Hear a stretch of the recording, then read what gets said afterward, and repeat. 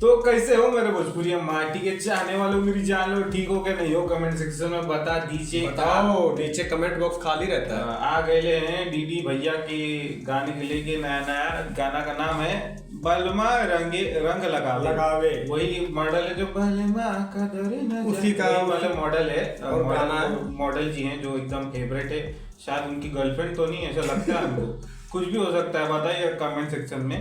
बाकी डीएम हम स्टोरी वोरी कुछ नहीं देखते हैं, कुछ भी नहीं दे भाई, बड़े बात कहाँ से देखेंगे? डेली सपोर्ट करने के बाद भी कुछ नहीं मिलता। इतना सपोर्ट कर रहे हैं, किस लिए कर रहे हैं? फिर भी कोई रिप्लाई नहीं, कुछ भी। वही बात है, अभी छोड़िए, जान दीजिए, हमारा काम है, हमको तो प्रेम है तो हम सुनते हैं, बाकी सबका मर्जी है। आप लोगों को भी प्रेम है तो दीजिएगा हमको। सब तुम्हारे लिए होता है, डीडी प्यार भी। और बाकी डीडी भैया आज तक ना कुछ किए, ना मैसेज देखे, ना कुछ नहीं करे, कुछ नहीं किए। बस वो आप जो भाई में होता है भाई, तकलीफ तो होती है, इतने मेहनत कर रहे हैं हम लोग भी, इतना प्रेम दिखाने के बाद भी। पर छोड़िए, जान दीजिए, बलमा रंग लगावे, वही लग रहा है बलमा रंग लगावे। शायद ऐसा रह सकता है, हो सकता है। देखिए, धनंजय धड़कन का सबसे बड़ा हिट होली सॉन्ग सीधा बोल दिया गया है। हो भी सकता है क्योंकि भैया एकदम मूड में रहते हैं। चलिए देखते हैं बलमा कहाँ रंग लगा रहे हैं वीडियो से।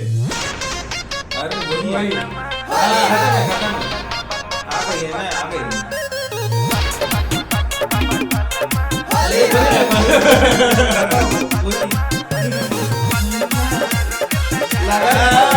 वही था। म्यूजिक बाय विकेश भोजपुरिया। बलमा रंग लगावे बाली रे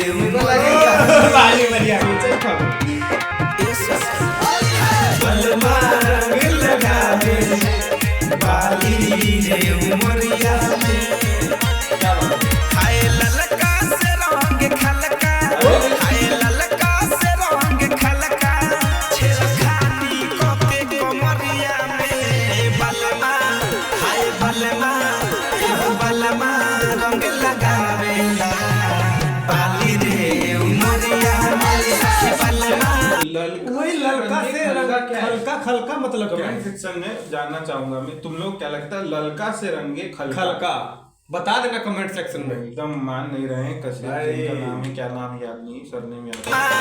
हाय बलमा, बलमा रंग लगावेला बाली रे उमरिया बलमा रंग लगावे बाली रे उमरिया।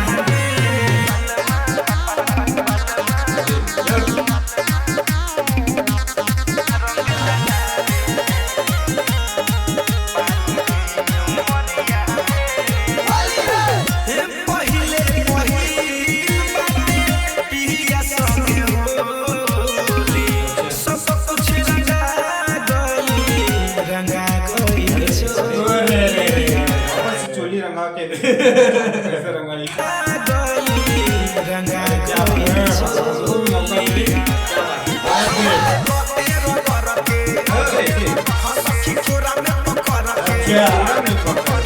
ससुर भसुर के सोझा, ससुर भसुर के सोझा शरमा गइली बहरिया में बलमा, एगो बलमा, हाय बलमा रंग लगावेला बाली रे उमरिया सखी बलमा रंग लगावे बाली रे उमरिया।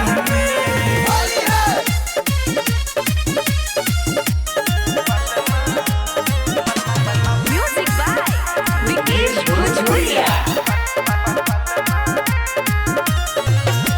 तोहरे लटार पीके भागे रोहिया धरे कम धनंजय संगे मीठू मिसाई होली के ई मचौले पिचकारी से रंग बरसहिले, पिचकारी से रंग बरसहिले एहो मिला के नजर नजरिया से बलमा, एहो बलमा, एहो बलमा रंग लगावेला बाली रे उमरिया सखी बलमा रंग लगावे बाली रे उमरिया। दे दिया ना, खत्म दे दिया बस। लगा ही था, मैं सोचा ही था सोचे थे वही, सोच रहे थे वही हो भी गया, वही बताओ। हो भी गया, लगा ही था। बलमा रंग लगावे, बलमा कदर न जाने का। बस वही। लड़की जो है बड़ा टैलेंटेड है भाई टैलेंटेड लड़की है, मतलब डांस भी फुल एनर्जी। रील में जो है एकदम अलग दिखती है, जाके देखिएगा। इधर एकदम खतरनाक एक्टिंग Acting भी- एक्सप्रेशन हो गया, डांस हो गया, अलग लगता है। देखने में ही पता चलता है कि कितनी टैलेंटेड कुछ अलग। लड़की। नाम याद नहीं, कश्यप उनका सरनेम है, नाम उम रहेगा इधर शायद।